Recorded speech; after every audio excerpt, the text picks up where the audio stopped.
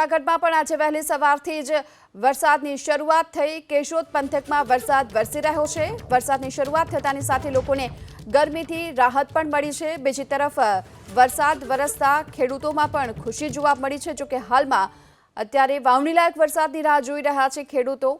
કેશોદ પંથકમાં પણ આજે વહેલી સવારથી વરસાદની શરૂઆત થઈ ચૂકી છે।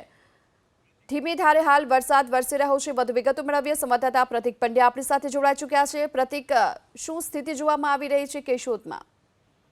બિલકુલ, જૂનાગઢ જિલ્લાના કેશોદની જો વાત કરીએ તો કેશોદમાં ધીમી ધારે વરસાદ પડ્યો હોવાની વિગત જાણવા હાલ મળી રહી છે। મહત્વનું છે કે ચોમાસાની સિઝનમાં પૂર્વે વિસાવદર અને ગત રાત્રે માંગરોળમાં પણ સારો એવો વરસાદ પડ્યો હતો, પરંતુ કેશોદમાં હાલ ઝરમર વરસાદ પડ્યો હોવાની જાણકારી મળી રહી છે।